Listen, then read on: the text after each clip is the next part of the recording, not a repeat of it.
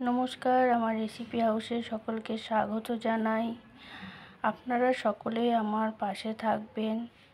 পাশে থাকার জন্য আমার চ্যানেল রেসিপি হাউসকে সাবস্ক্রাইব করতে হবে এবং বেল আইকন ক্লিক করে নিতে হবে, যাতে আমার ঘরের রান্নার রেসিপি আমি আপনাদের সামনে নিয়ে আসতে পারি। আপনারা কমেন্ট করে জানাবেন, কেন আমি নতুন কোনো ভুল ত্রুটি হলে আমি জানতে পারবো।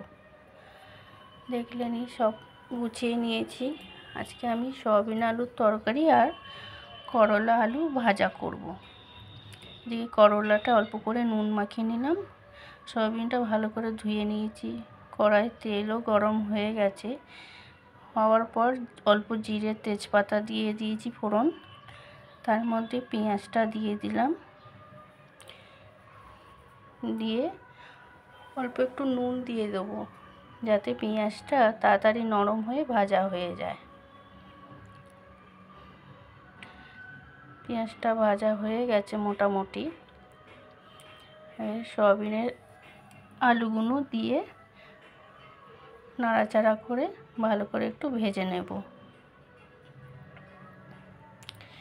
এদিকে আলুটা ভাজা হবে, এদিকে আমি মশলাটাও রেডি করে নেব। আলুটা আমার মোটামুটি ভাজা হয়ে গেছে। এরপরে টমেটো দিয়ে দেবো, অল্প করে একটু নুন দিয়ে দেবো, যাতে টমেটোগুলো গলে যায়। দিয়ে নেড়ে জল ঝরানো সয়াবিনগুলো দিয়ে দেবো সব, দিয়ে ভালো করে নাড়তে হবে, একটু ভাজা ভাজা করতে হবে। করার পর বাটা মশলাটা দিয়ে দেবো, আদা রসুন বাটা, যেটা অল্প হলুদ, অল্প লঙ্কার গুঁড়ো, স্বাদ মতো নুন, কেন সয়াবিনে একটু নুন দেওয়া ছিল ভেজানোর সময়, একটু জিরে গুঁড়ো, ভালো করে কষতে হবে যাতে আদা রসুনের গন্ধটা না থাকে। একটু জল দিয়ে দিলাম, জল দিয়ে আর একটু ভালো করে কষবো। কষার পর একটু জলটা দিয়ে দেবো, একটু ঝোলঝোলি করব, দুপুরবেলা ভাতে খাওয়ার জন্যে তো।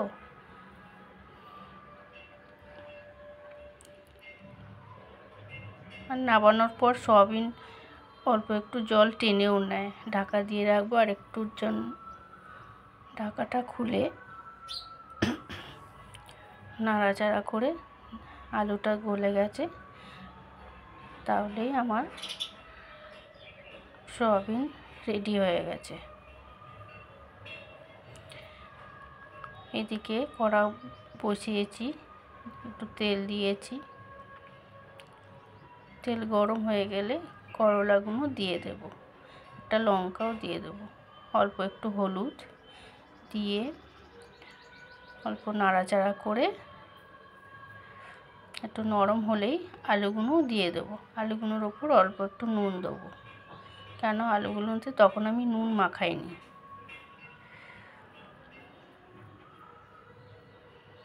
নাড়াচাড়া করব, লঙ্কাটা একটু কেটে দিলাম মধ্যিখান থেকে, একটু ভালো করে নেড়ে চেড়ে ভাজা ভাজা হয়ে গেলে নামিয়ে নেব।